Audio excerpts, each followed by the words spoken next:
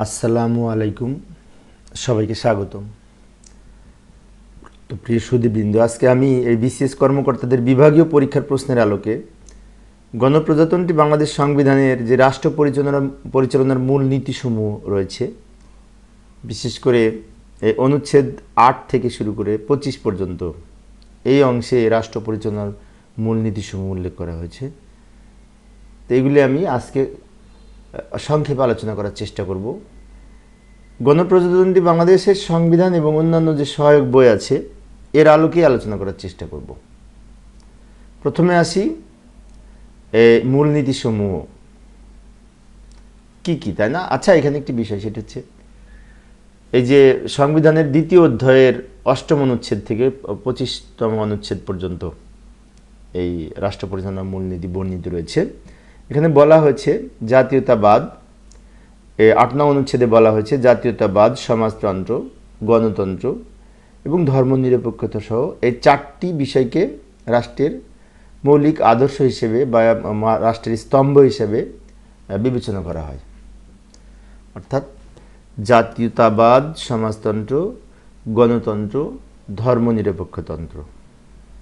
এটা আমি খুব সহজে এইভাবে মনে রাখি, এই অংশটুকু যাস গধ, যা স যাস গধ, প্রত্যেকটি প্রথম অক্ষর যাস গধ, এইভাবে মনে রাখি। যাই হোক, এতে আরও বলা হয়েছে যে উপরোক্ত ৪টি নীতি সহ দ্বিতীয় ভাগে বর্ণিত সকল নীতি রাষ্ট্র পরিচালনার মূল নীতি হিসেবে গণ্য হবে। অর্থাৎ এখানে তো ৮ম থেকে শুরু করে এই ২৫তম পর্যন্ত বলা হয়েছে, তাই না?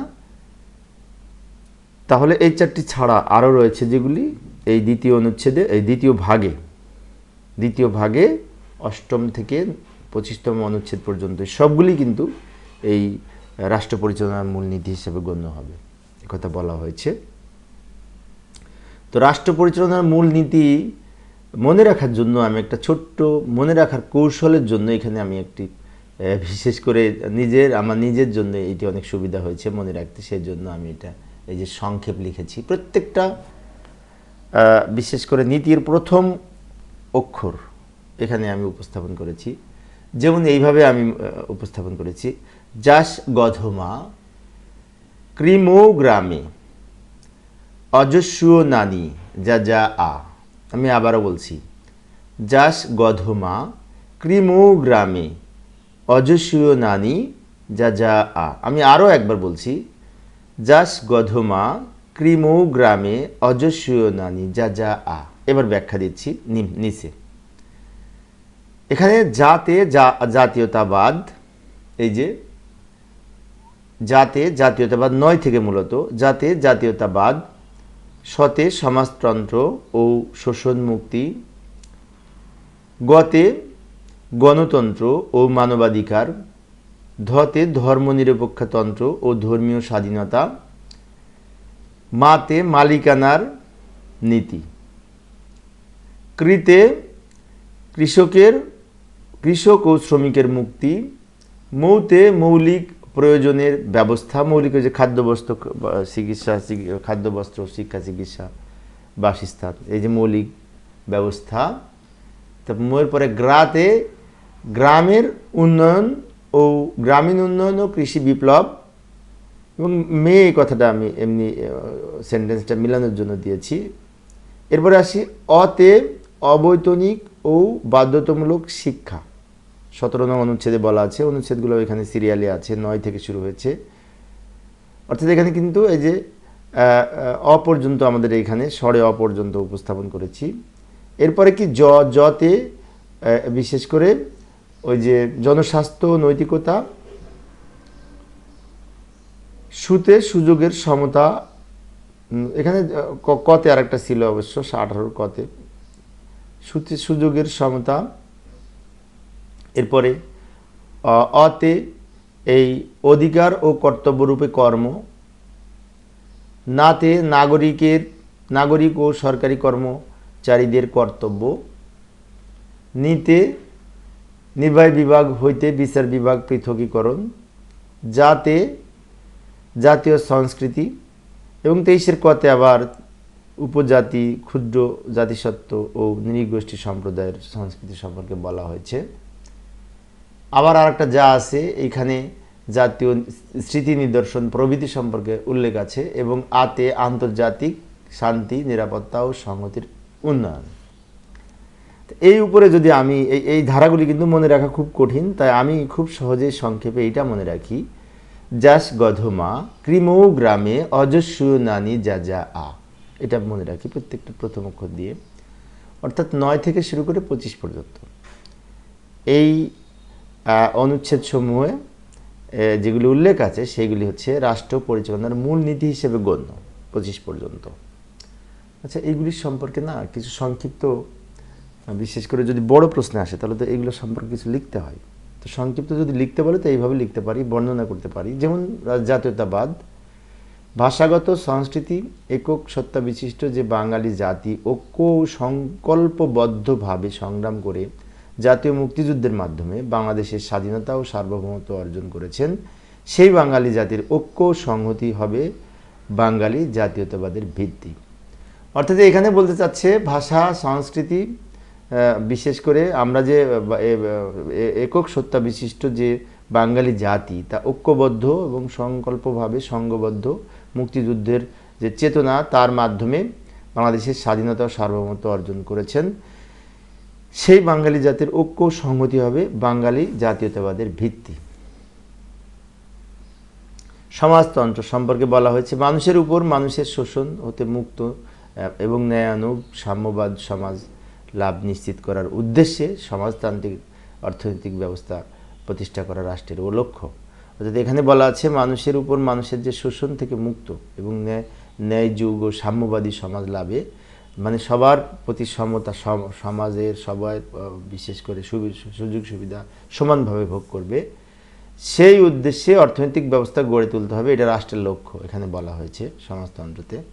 গণতন্ত্র এখানে বলেছে প্রজাতন্ত্র হবে একটি গণতন্ত্র যেখানে এই মৌলিক মানবাধিকার এবং স্বাধীনতার নিশ্চয়তা থাকবে, জনগণ ক্ষমতার অধিকারী, অর্থাৎ মানব সত্তার সমর্যাদা ও মূল্যের প্রতি শ্রদ্ধাবোধ নিশ্চিত থাকবে, এবং প্রশাসনের সকল পর্যায়ে নির্বাচিত প্রতিনিধিদের মাধ্যমে জনগণের কার্যকর অবস্থা নিশ্চিত করবে। অর্থাৎ এখানে মূলত গণতন্ত্র বলতে বোঝায় জনগণ ক্ষমতার অধিকারী, এটা বলতে বোঝায়, এবং মৌলিক অধিকার ও স্বাধীনতার নিশ্চয়তা থাকবে মানুষের মানব সত্তার মর্যাদা ও মূল্যবোধ এখানে নিশ্চিত হবে, এবং প্রশাসনের পর্যায়ে বিশেষ করে নির্বাচিত প্রতিনিধিদের মাধ্যমে, জনগণের দ্বারা নির্বাচিত প্রতিনিধিদের মাধ্যমে সমস্ত বিশেষ করে বিভিন্ন কার্যক্রম পরিচালিত হবে বলতে চাচ্ছে গণতন্ত্রতে। এবার আসি 12 অনুচ্ছেদে ধর্মনিরপেক্ষতা। ধর্মনিরপেক্ষতাতে বলা হয়েছে ধর্মনিরপেক্ষতার অর্থ হলো সকল প্রকার সাম্প্রদায়িকতার অবসান এবং রাষ্ট্র কর্তৃক কোনো ধর্মকে রাজনৈতিক মর্যাদা না দেয়া, রাজনৈতিক উদ্দেশ্য ধর্মকে ব্যবহার না করা, কোনো বিশেষ ধর্ম পালনকারী ব্যক্তির প্রতি বৈষম্যমূলক আচরণ বা নিপীড়নের অবসান করা, এইগুলি। তো এই যে এই বিশেষ করে গণতন্ত্র, বিশেষ করে এই জাতীয়তাবাদ, সমাজতন্ত্র, গণতন্ত্র এবং ধর্মনিরপেক্ষতা, এই 4টি হচ্ছে রাষ্ট্রের স্তম্ভ। এছাড়াও আরও মূলনীতি রয়েছে, সেগুলোও আলোচনা করব। 13 নম্বর অনুচ্ছেদে বলা আছে মালিকানার নীতি। তো মালিকানা, অর্থনৈতিক উন্নয়নের লক্ষ্যে রাষ্ট্রে 3 ধরনের মালিকানা রয়েছে: রাষ্ট্রীয় মালিকানা, সমবায় মালিকানা এবং ব্যক্তিগত মালিকানা। 3 ধরনের মালিকানা রয়েছে, রাষ্ট্রীয়, সমবায় এবং সমবায়ী বা সমবায় লেখা যায়, সমস্যা নেই, এবং ব্যক্তিগত মালিকানা নিশ্চিত করবে। এই 3 ধরনের মালিকানা রয়েছে, মালিকানা নীতিতে বলা আছে। অনুচ্ছেদ 14তে বলা আছে কৃষক ও শ্রমিকের মুক্তি। এইখানে বলা আছে রাষ্ট্রের অন্যতম মৌলিক দায়িত্ব হচ্ছে মেহনতি যুবক কৃষককে বা মেহনতি মানুষকে, বিশেষ করে কৃষক ও শ্রমিককে এবং জনগণের অগ্রসর অংশগ্রহণমূলক শোষণ থেকে রক্ষা করা। অর্থাৎ রাষ্ট্রের অন্যতম আরেকটি মৌলিক দায়িত্ব হচ্ছে মেহনতি মানুষকে, কৃষক ও শ্রমিককে এবং জনগণের অনগ্রসর যে সমস্ত অংশসমূহ রয়েছে তাদের সকল শোষণ থেকে মুক্ত করা। এটা হচ্ছে কৃষক ও শ্রমিকের মুক্তি, যেটি অনুচ্ছেদ 14তে বলা আছে। মৌলিক প্রয়োজনের ব্যবস্থা, মানুষের যে মৌলিক প্রয়োজন, এই যে অন্ন, বস্ত্র, আশ্রয় বা বাসস্থান, শিক্ষা, চিকিৎসা, জীবন ধারণের যে মৌলিক ও উপকরণ সমূহের ব্যবস্থা রাষ্ট্র নিশ্চিত করবে। এটা হচ্ছে এই মৌলিক প্রয়োজনের ব্যবস্থা যাকে বলে, খাদ্য, বস্ত্র, শিক্ষা, চিকিৎসা, বাসস্থান, তাই না? অনুচ্ছেদ 16তে বলা আছে গ্রামীণ উন্নয়ন ও কৃষি বিপ্লব। এখানে বলা আছে গ্রামাঞ্চলের বিদ্যুতায়নের ব্যবস্থা করতে হবে, এই যে রাষ্ট্র কুটির শিল্প ও অন্যান্য শিল্পর বিকাশ ঘটাবে। এবার আসি এই অনুচ্ছেদ 17তে অবৈতনিক ও বাধ্যতামূলক শিক্ষা। এখানে কিন্তু অনেক কিছু বলা আছে, অবৈতনিক ও বাধ্যতামূলক শিক্ষাতে অনেক কিছু বলা আছে, কিন্তু এখানে সংক্ষেপে আমি এখানে উপস্থাপন করছি। লক্ষ্য করি, একই পদ্ধতির গণমুখী এবং সার্বজনীন শিক্ষা ব্যবস্থার জন্য এবং এই আইনের দ্বারা নির্ধারিত স্তর পর্যন্ত সকল বালক বালিকাকে অবৈতনিক এবং বাধ্যতামূলক শিক্ষাদানের কার্যকর ব্যবস্থা রাষ্ট্র গ্রহণ করবে। অর্থাৎ এখানে বলেছে যে একই পদ্ধতি অবলম্বনের মাধ্যমে একটি গণমুখী এবং সার্বজনীন শিক্ষা ব্যবস্থা প্রতিষ্ঠা করবে এবং আইনের দ্বারা নির্ধারিত যে সমস্ত একটি নির্দিষ্ট স্তর পর্যন্ত সকল বালক বালিকাকে অবৈতনিকভাবে বা বিনামূল্যে এবং বাধ্যতামূলক শিক্ষাদানের ব্যবস্থা করবে। এটা বলা আছে এখানে। আইনের দ্বারা নির্ধারিত সময়ের মধ্যে নিরক্ষরতা দূর করার জন্য রাষ্ট্র কার্যকর ব্যবস্থা গ্রহণ করবে। এবার আসি স্বাস্থ্য নৈতিকতা। এই স্বাস্থ্য নৈতিকতা সম্পর্কে কিন্তু টিকাতেও আসে অনেক সময়।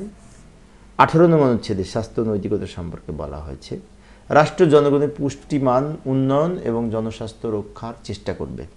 এই অনুচ্ছেদে বলা আছে রাষ্ট্র জনগণের পুষ্টিমান উন্নয়ন এবং জনস্বাস্থ্য রক্ষার চেষ্টা করবে। এছাড়াও আরোগ্যের প্রয়োজনে কিংবা আইনের দ্বারা নির্দিষ্ট অনধিক বিশেষ করে প্রয়োজন ব্যতীত মদ্য বা অন্যান্য মাদক পানীয় বা স্বাস্থ্যের জন্য ক্ষতিকর এই ধরনের ব্যবহার নিষিদ্ধ করে দেওয়ার জন্য রাষ্ট্র কার্যকর ব্যবস্থা গ্রহণ করবে।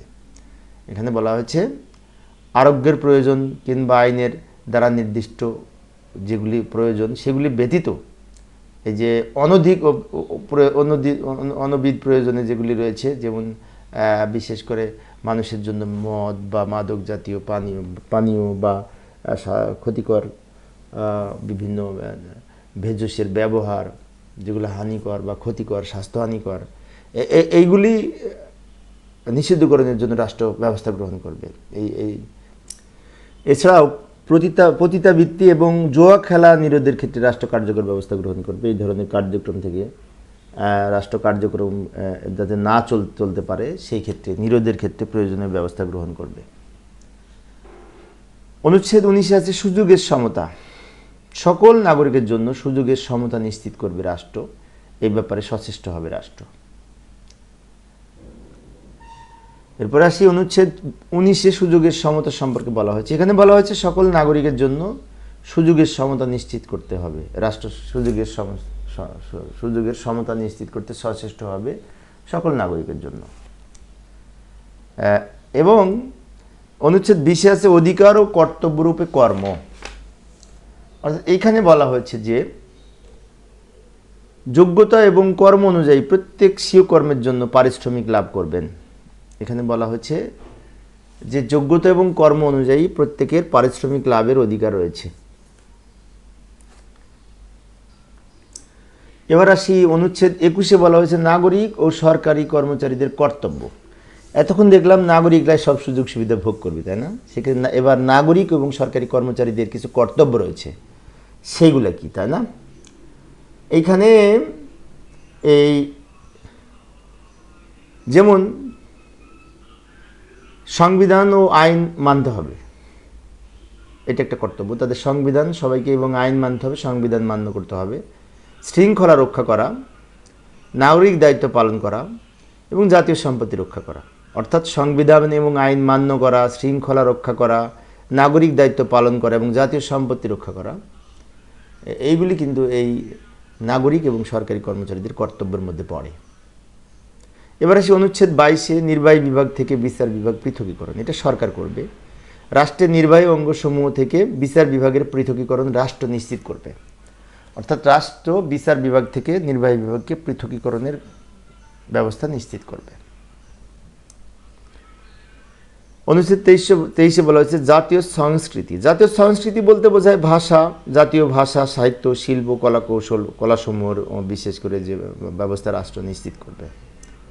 এবং এইখানে 23-এর খতে আবার বলা হয়েছে যে এইখানে উল্লেখ আছে যে যেমন 23-এর খতে এই ক্ষুদ্র নৃগোষ্ঠী ভাষা সম্পর্কে বলা হয়েছে, যদিও এখানে নাই, তারপরেও এবার আসি। এবার 24 নং অনুচ্ছেদে বলা হয়েছে জাতীয় স্মৃতি দিগদর্শন রক্ষা, অর্থাৎ জাতীয় যে সমস্ত স্মৃতি, ইতিহাস, ঐতিহ্য আছে সেগুলো রক্ষা করবে। সেখানে বলা হয়েছে রাষ্ট্র জনগণের সাংস্কৃতিক ঐতিহ্য এবং উত্তরাধিকার রক্ষণের জন্য ব্যবস্থা গ্রহণ করবে। অনুচ্ছেদ 25, এই অনুচ্ছেদ 25 হচ্ছে এই বিশেষ করে রাষ্ট্র পরিচালনার যে মূলনীতি রয়েছে তার সর্বশেষ অনুচ্ছেদ, তাই না? এখানে বলা হচ্ছে আন্তর্জাতিক শান্তি, নিরাপত্তা ও সংহতির উন্নয়ন। যেমন অন্য রাষ্ট্রের অভ্যন্তরীণ বিষয়ে হস্তক্ষেপ না করা, অর্থাৎ রাষ্ট্র অন্য রাষ্ট্রের কোনো বিষয়ে হস্তক্ষেপ করবে না, এই কথা বলেছে। আন্তর্জাতিক বিরোধের শান্তিপূর্ণ সমাধান করা, আন্তর্জাতিক কোনো যদি বিরোধ সৃষ্টি হয় যেটি শান্তিপূর্ণভাবে সমাধান করবে। আন্তর্জাতিক সম্পর্কের ক্ষেত্রে শক্তি প্রয়োগ পরিহার করে, শক্তি প্রয়োগ না করে সাধারণ ও সম্পূর্ণ নিরস্ত্রীকরণের চেষ্টা করা, অর্থাৎ শক্তি প্রয়োগ না করে যে কূটনৈতিকভাবে সেটিকে সমাধান করতে হবে। সাম্রাজ্যবাদ ও উপনিবেশবাদ বা বর্ণ বৈষম্যবাদের বিরুদ্ধে বিশ্বের সর্বত্র নিপীড়িত জনগণের ন্যায়সঙ্গত সংগ্রামকে সমর্থন করবে। এখানে সর্বশেষে বলা হয়েছে যে সাম্রাজ্যবাদ, উপনিবেশবাদ বা বৈষম্য, বর্ণ বৈষম্য যেটা, এর বিরুদ্ধে বিশ্বের যদি সর্বত্র যদি নিপীড়িত কোনো জনগণের ন্যায়সঙ্গত সংগ্রাম হয় সেটাকে সমর্থন করবে, সে কথা বলেছে। তো প্রিয় সুধীবৃন্দু, এই ছিল আজকের আলোচনা। আমি মূলত আজকে যে এই রাষ্ট্র পরিচালনার মূলনীতি সম্পর্কে সংক্ষেপে কিছু বিষয় আলোচনা করার চেষ্টা করেছি। তো আশা করি এর আলোকে আমরা এখন পরীক্ষায় যদি আসে তাহলে লিখতে পারবো।